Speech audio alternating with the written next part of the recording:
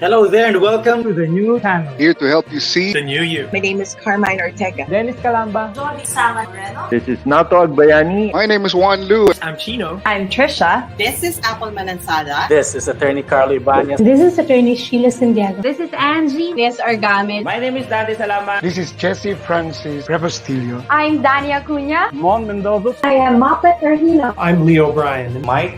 Nice one, dear. Sir Al Ian Barcelona. Marvin Salazar. This is Sunny Haldons. Heidi Lumainos. This is Ivan Jude. Patrick Hieronimo. Alan Perez. My name is Erwin Ursua. Mine is Bob. My name is Lloyd Luna and this is Future. The Talk. Family Business. The Puppet Stories. After Shift. PNC Town Hall. YOLO. Marketplace. The Home Buyer. HR Hotline. Danny Art Show. Healthline. Foreign Affairs. COVID stories. Awesome Day Show. Thank you. Money and more. Cybernext. Women at Work. Win Within. Port Project. The Big Picture.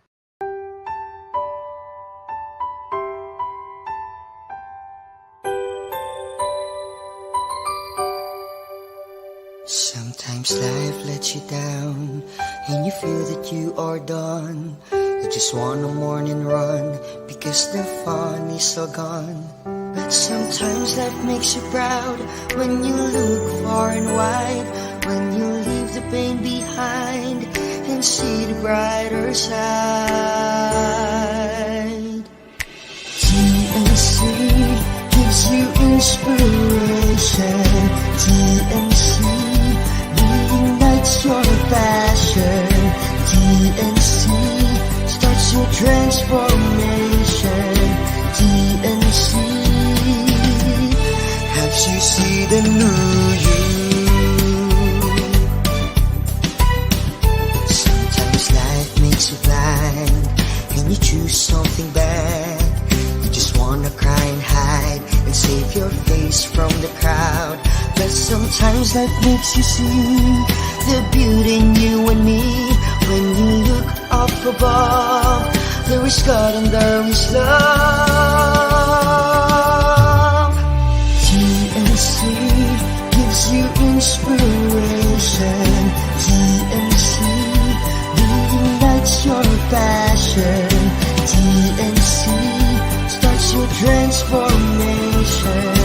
TNC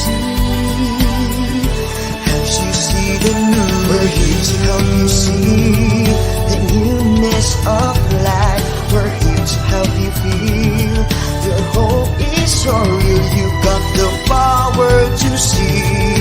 We'll help you see the new you. TNC gives you inspiration. TNC reignites your passion. TNC starts your transformation. TNC helps you see the new you.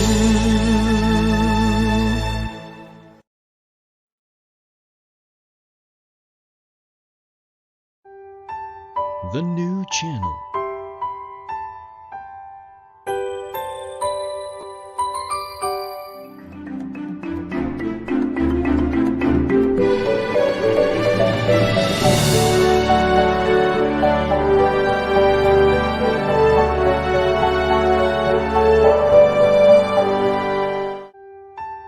The new channel.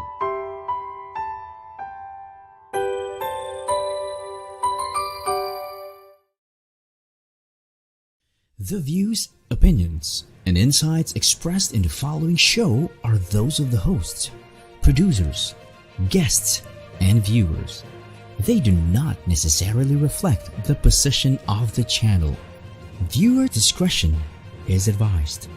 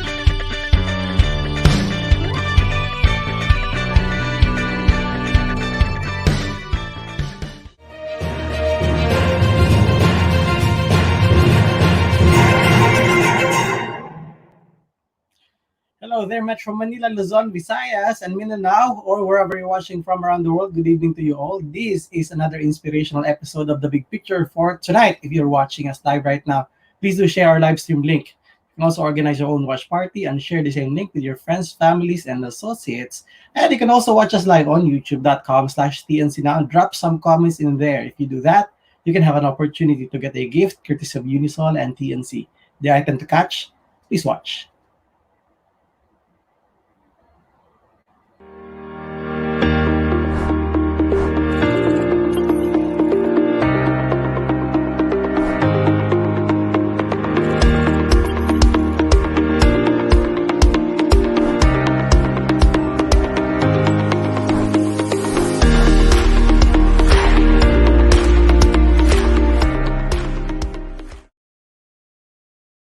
Washable face mask courtesy of Unisol and TNC worth 800 pesos if you're living within Metro Manila at kayo po yung mapalad na mapipili namin nanonood for tonight. Well, definitely mapupunta sa inyo yung face mask na yan, and delivery is on us. But tonight it's a very inspiring and exciting episode because we're going to talk about marketing.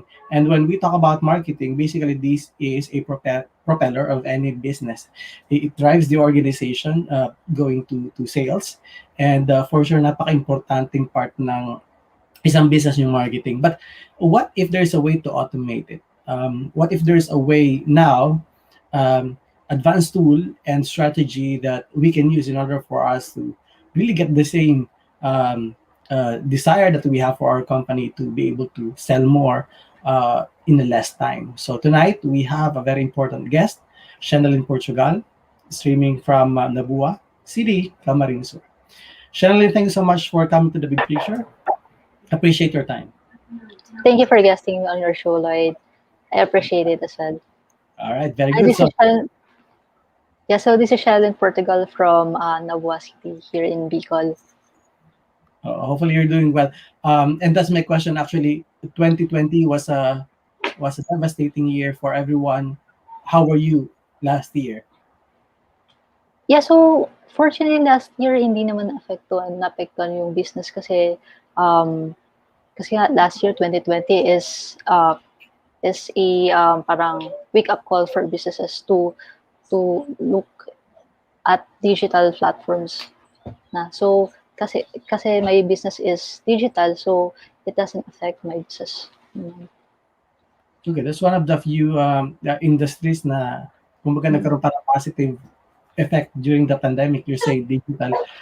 Can you walk us through kung paano ka nagsimula dito? Paano sa iyo na-introduce itong digital platform for marketing? Right. So I started when I'm still in university. So second year college when I wanted to earn on the side while still a student. So I just typed on Google how to earn money online, and then yun nga, I started learning copywriting, and then I niched down to offering marketing automation na kasi it's also related to my course, which is engineering, then how to automate business process. Gano'n kahirap kapag ka nag-start ka dito sa ginagawa mo, because there is no formal schooling pag yung gagawa ka ng, if you're doing copywriting and things like that. So ano yung mga challenges when you started? Right, so lahat naman siguro na nagsisimula when you're starting new things, mahirap. Pero and when I'm just starting out, mas konti pa yung mga materials online on how to learn it, or hindi pa masyado siyang familiar sa mga Filipino. So pero ngayon, yung mga Filipinos, there are online courses na made by Filipinos on copywriting as well as digital marketing that will make it easier for Filipinos to learn. Developing the skill, I mean, doing that, being able to do that is different from selling whatever it is that you're able to develop. Mm-hmm. How were you able to sell to clients? And are your clients Philippine-based din or nasa ibang bansa sila? Most of my clients right now are international clients, so foreigners. So I started offering my product or my service to foreigners kasi they are more familiar with marketing automation. So ngayon nga, I would like to educate our listeners about marketing automation kasi mostly when you say business or business, ang unang nating naiisip is website, product, and or service, then yung delivery, how it is delivered. So minsan we are unfamiliar with what goes on the back end, so what runs on the back end of the businesses. And also the latest technology on how to run business more efficiently.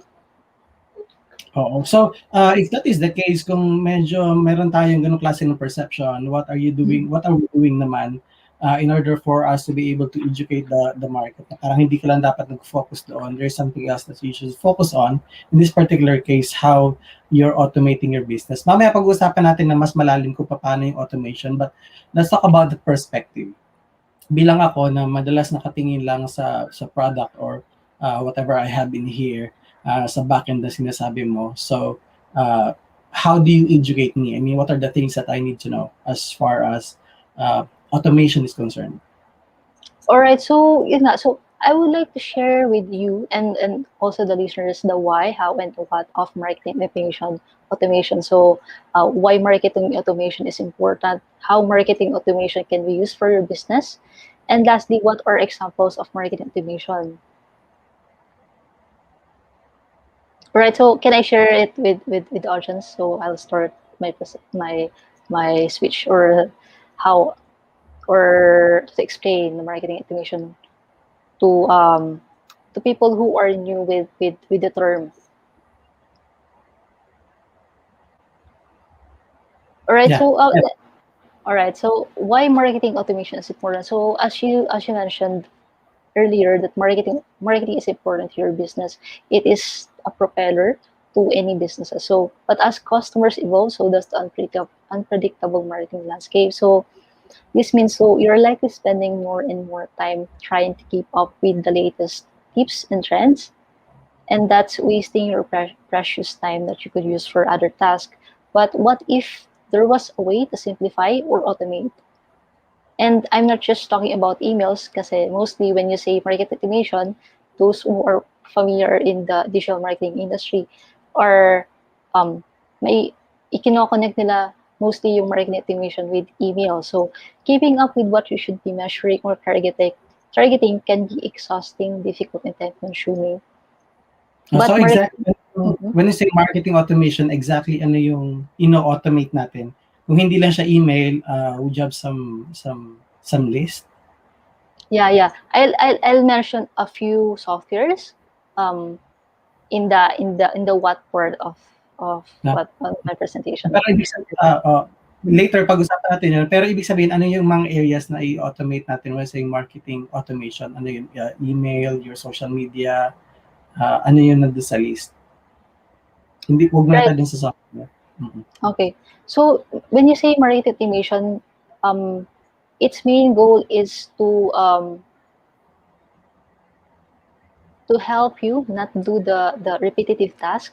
So it's a software that will help you do the repetitive task, so you can save time and focus more on other areas of your business. And pero make it more. Pero ito nga yung ito yung paano yung customer service mo sa social media, yung mga sasagot doon, parang gano'n?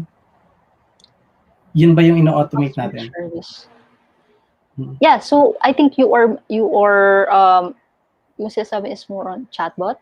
So we have chatbot, so it's like a customer service in social media. Like in Facebook, you can connect a chatbot in your Facebook account, and then it can answer questions, like frequently asked questions for you automatically. So you don't have to pay for a staff to manage your Facebook chat 24/7.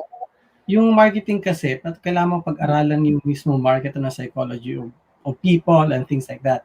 Kung i-automate natin ito, ano yung basis na mataas yung success percentage if it is automated? I understand na nakakabawas ng oras and nakakasave ng time, tama? And then nakakasave din ng resources atin because we don't have to do things over and over again. But as far as yung pagbasa naman doon sa market, kasama ba ito dun sa ginagawa ng automation? Right. So yun nga.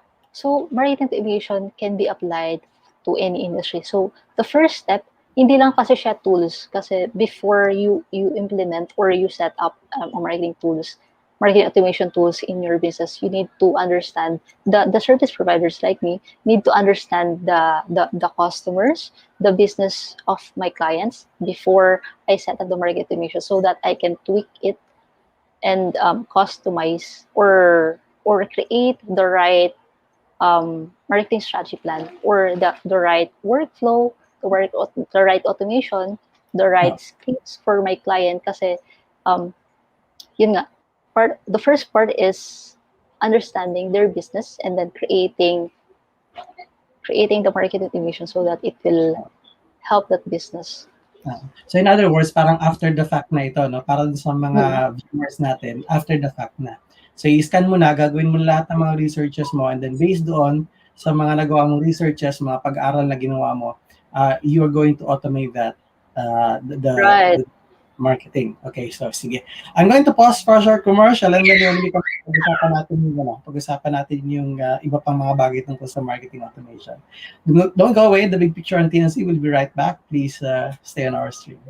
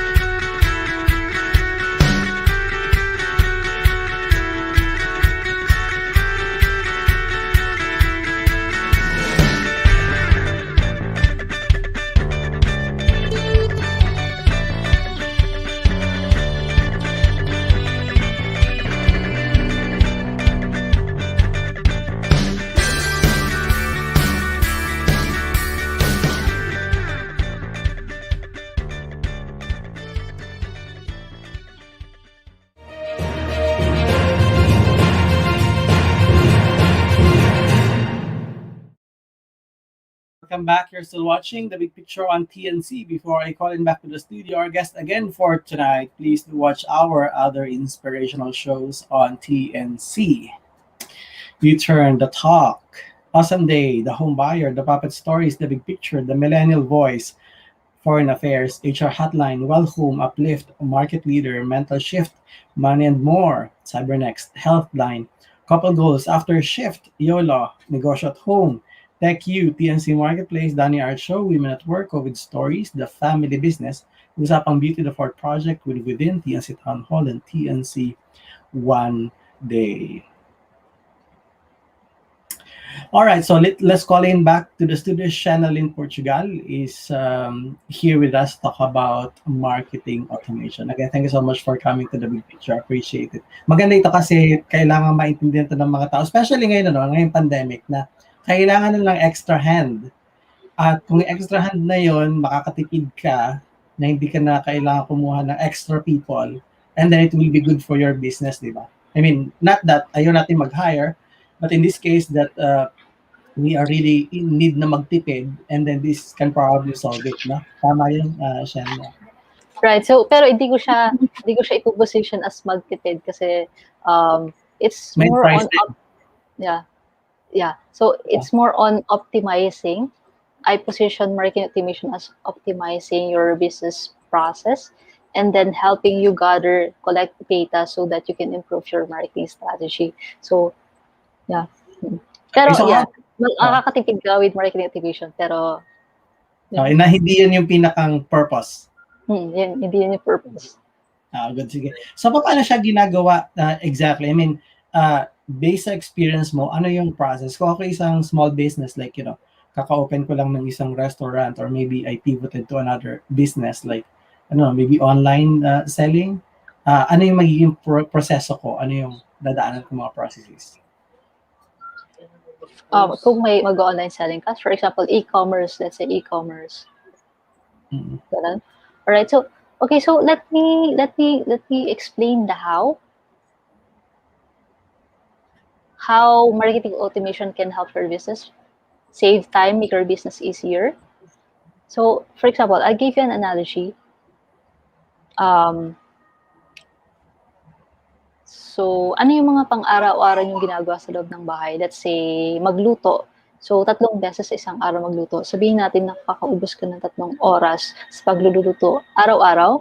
Kung i-apply natin ang marketing automation, parang magkakaroon ka ng isang robot na i-set up mo lang isang beses at ito na ang magluluto sa'yo araw-araw. Wala ka nang gagawin. Bali, imbis na 3 hours ang mawawala araw-araw sa'yo o 1,095 hours sa isang taon, sa tulong ng marketing automation, isang beses ka lang mag-set up tapos wala ka nang gagawin.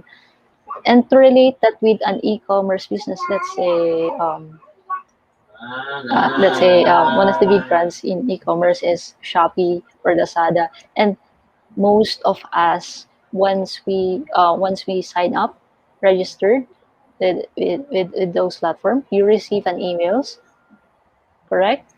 Yes. Yun. So, yun nga, kadalasan na iuugnay ang marketing automation sa email marketing. So, paano? So, sa normal na tao na walang business, so personal account lang sa Gmail ang ginagamit as an email marketing platform, ang pag-send ng email ay pa-isa-isa. So, person A, magsisend ng message kay person B, so one-on-one. Pero sa mga business owner, iba siya. Kasi ikaw na nagbebenta ng product ay iisa at marami ang pagbebenta mo. Bali, 1:many. So, di bali ang galing, ang galing kung isang email makakarating sa 100,000 na gustong bumili ng product mo. Sa tingin mo kung magbebenta ka, may bibili ba sa product kung makikita ito ng 100,000 katao sa isang pagsend lang ng email? Yeah, so definitely mas malaki na yung chance, no? Mas malaki yung chance mo na makabenta because masa na yun, marami ka ng tinarget. Right. And imagine kung sa tingin mo gaano katagal kung manual ka mag-send ng email. So maybe 2 years. Right? 2 years, 3 years. Right. And in researchers states then may mga pag-aaral din that $1, this is a research from foreign research, kaya dollar siya. So a research from experience states that $1 invested in email marketing initiatives still yields roughly $44 return for marketers. So that's a very huge return on investment if you implement email marketing automation in your business. Sige. So since we started talking about marketing automation using email, sige. At meron ka dyan siguro naka-ready, no? Ano yung email marketing software that can help you automate your marketing system sa business mo? Yun nga, no? So let's go with the what. What are the examples of marketing automation? So marketing automation is the use of software and web-based services to execute and automate marketing tasks and processes. It replaces manual and repetitive marketing processes like email, social media, certain website actions with purpose-built software and applications that is geared toward performance. So examples of marketing automations that I use are HubSpot. This is an email marketing platform. Salesforce, this is a customer service experience platform. ActiveCampaign, another email marketing platform. ClickFunnels, a website automation platform. Yun, those are examples of marketing automation that are familiar with small and medium-sized businesses. And how does it serve me? I mean, how can they serve me? Yung kukuha niyan, for example. Baka meron kang specific na kailangan kong gawin. Do I sign up? Do I buy it right away? Do I still need to try it for 15 days or maybe 60 days? I don't know. Right. So mostly Most softwares naman, marketing automation softwares have trials before they give you a free trials. For example, 14-day trial, like in ActiveCampaign, ClickFunnels, you get 14-day trial to use before, para ma-experience mo if this is the right fit for your business, or yun to experience the parang demo. Hindi ba siya mahirap kung ako yung isang small business na aralin? Ano yung mga magiging challenge ko? Ano yung mga priorities ko na dapat aralin dun sa mga software na kukunin ko? Because in my personal experience, ang dali lang kasing bumili, bili ka ng ganyan because na-hype ka na this can help your business, this can automate your marketing process, and blah blah blah. And then binili mo na lahat ng mga software, tapos wala pa rin siya. So how do we make sure na guided sila dun sa part na yun, na hindi lang sila nadala ng hype or whatever marketing right. they have? So yung ang ipapayo ko, what's my advice to starting entrepreneurs or starting business owners is that do not use marketing automation muna. I advise them to do it manually. Then if they have parang may demand na, may traffic na dun sa business, then that's the only way that you should use marketing automation. And I also advise them to not implement marketing automation on their own, kasi you will pay the time and money to implement that if you use that on your own. So that's why we have service providers who have many years of experience na, and who also take courses to learn how to use marketing automation for other businesses, and who also generated results na for other businesses. Kasi with like Facebook ads, there are business owners who boost or who pay money na to run advertising, and the sad part is that they don't have the knowledge how to use it properly. So ang nangyayari is they got burned, and then they rant online that they got burned with Facebook advertising, when the truth is that kung may nagsabi sa kanila that don't boost or don't run Facebook advertising, kasi nga wala silang knowledge. So yun yung nasasabi ko lang. And then yung pagkuha mo ng knowledge na yun ay kailangan pang pag-aralan din. Right. So parang ano lang siya, don't pwede mo pag-aralan siya, pero don't parang you use marketing automation and then parang sabi mo lang na it's easy. Kasi baka mas imbis na makatulong siya sa business mo, if you use it improperly, baka mas makasama pa siya. Yung sinasabi mong manual, paano ko malalaman na ready na ako? Halimbawa, ginagawa ko na siya manual, for example. Na siyang ginagawang manual. But I want to automate it.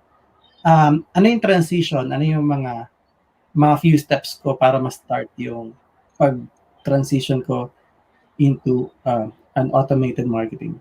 Alright. So yun nga, yung key factors na tinitingnan ko before I take on clients is that if they are earning na, and then if there's a demand, yun, earning and demand, siyempre, it goes hand in hand kasi, yun. And then if they are looking to save time, and they cannot do it on their own, they cannot do it manually na, kasi because of the demand nga. So then that's the time that we implement marketing automation in your business. So kapag may when your business is working, or kapag may sales coming, and if you wanted to save time. Kasi and to scale your business. Kasi kumbaga, okay na sa akin yung manual kumbaga naaral ko na, ito yung matagal ko nang ginagawa. Kaya lang, ang challenge ko ngayon is, ano yung mga steps na gagawin ko para makapag-transition ako at ma-automate ko yung mga marketing processes dun sa business ko. Alright, so how to transition from manual to automation. So, can you give me an example kung ano yung process na gusto mo i-automate sana? Well, sabihin natin yung mismong marketing general, whether you're talking about social media or email marketing or Google search engine optimization marketing. So, ano yung unang gagawin ko? Right, so yun nga, let's say email ulit. So, you are currently, so as a service provider siguro, then you have a couple of clients, and then suddenly there's a high influx of demand for your business. So currently, what you're doing, may manually they registered or they sign up for your business, and then you correspond to them one-on-one kasi konti pa lang siya. And then usually kapag service provider ka, you follow up with them a couple of times. Baka the first time that you hop on a call with them, hindi pa sila nag-oo dun sa service mo, then you follow up with them on what's the current update, if they need your help na, or they need your service, or to update them of what you are currently doing and to build value or to nurture them. So currently, manually, nagsisend ka ng emails, right? So, if 1 week na ba nakakalampas, and I need to follow up with that prospect na, then you follow up with them. And then, titignan mo kung 1 month na ba, then you follow up with them. And then, there's happening, or there's like an interview guesting or some something that will build your value, then you email them that coffee happening para mas ma-build yung expertise mo sa kanila. So, yun, manually mo siyang ginagawa. So, paano mo siya magagawang automated? So, yun nga, pipili ka sa mga marketing automation na nasabi ko, that HubSpot, ActiveCampaign, yun. So, pero before mo siyang piliin, kailangan mo muna isipin kung which of those manual process na palagi kong ginagawa at pwede kong gawing templated. For example, yung follow-up, for example, one of the good things with marketing automation is that you can create triggers. Yun nga sabi ko, if 1 week, you need to follow up with them. Right? And then you can create triggers with marketing automation. For example, 1 week, then you send this email to those prospects. Okay, that's called lead scoring. And then when that prospect click a button, for example, they have on a call with you or they become your client, then you tag them as a client so that they won't receive those follow-up messages na. So, yun nga, paano ka magta-transition from manual to automated? Yun na-mention ko before, that before I implement any marketing automation to my client's business, I need to know their business process. And I need to know their customers so that I know which part of their business I can do repeatedly with marketing automation, with the help of marketing automation. Para ma-set up. Sige. So, for napakadaming details na kailangan malaman in order for a business to be able to implement that marketing automation. Maganda, pero medyo masalimot yung process. So, if you can help them, where do they get in touch with you? Kung kailangan nila yung service mo, copywriting, saka kailangan mo sila or matutulungan mo sila sa kanilang mga businesses. Do you have a website or social media account to follow? Right, so you can check my website at digitalentrepreneurs.com. So I help business owners, like high-ticket coach, trainers, and e-commerce business owners with marketing automation, setup marketing automation, and AI advertising. I also have a team who can help them run paid advertising online. So you can check out my website, digitalentrepreneur.bootcamp.com.